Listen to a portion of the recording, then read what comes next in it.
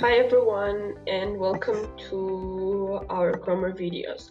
In today's video we're going to talk about the verb suggest and its uses.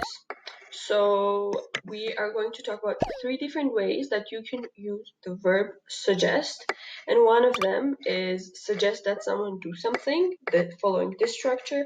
The second one is suggest doing something, so with a gerund. And finally, suggest something, so a noun or a pronoun. So out of these 3, the most complicated one is the very first one, suggest that someone do something. The other 2 are very straightforward and simple. So really pay attention to the structure in order to know how to use it properly. We use this when we want to tell someone our opinion, right? We want to tell them what to do. So with this structure, it's important to know that we shouldn't use indirect object pronouns after suggest. So this someone should not be me, us, you, her, his. Instead, we should use I, you, he, she. So it will become more clear. After the word suggest, we are going to use a that clause. Okay, but what is a that clause? A clause in general is a part of a sentence that has a subject and a verb, right? A subject and a verb. So someone do. So that someone do. So someone do is a clause, right? A that clause is a clause that starts with the conjunction that. It's that simple. You just put a that in the beginning and the clause becomes a that clause. And what is a conjunction? A conjunction joins 2 clauses or sentences together into one longer sentence. So for this structure, we're going to start our sentences with I suggest that, and then the next part of the sentence needs a subject and a verb, right? So because we need the clause, right? Because it's a clause. So I suggest that someone, the subject, do something, the verb. We need to remember that we cannot use infinitive after the word, the verb suggest. So you cannot say, I suggest to do something. It's always, I suggest that someone do something. Let's look at examples. So we have, I suggest we have our that clause, right? That you send me your CV as it is. Okay, I suggest followed by a that clause. The second sentence, I suggest that she send her CV as well.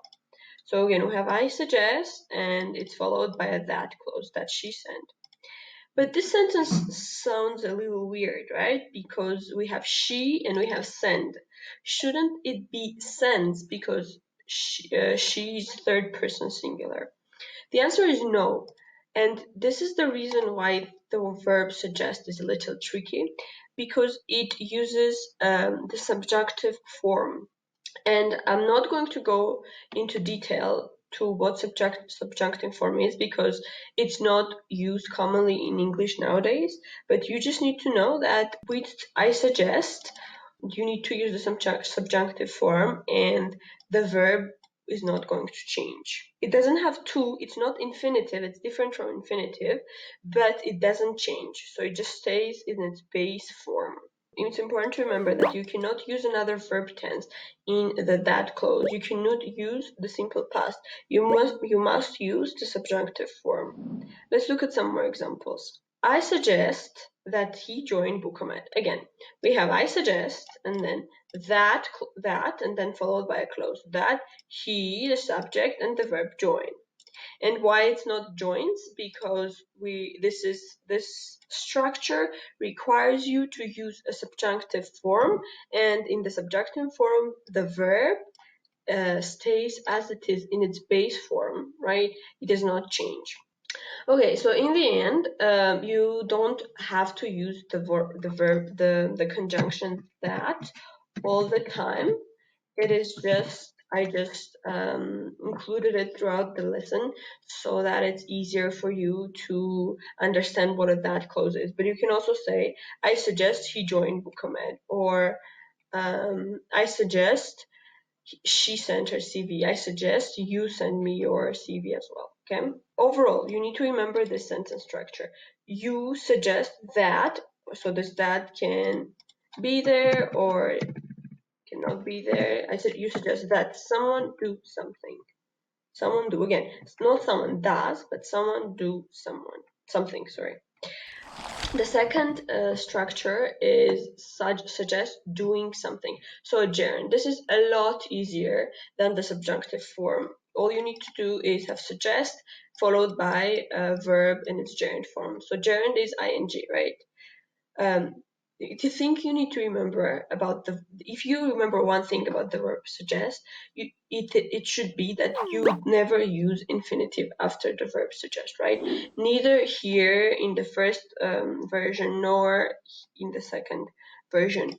It's either a gerund or a that clause or a noun. Okay, so I suggest sending your CV as it is. I suggest sending.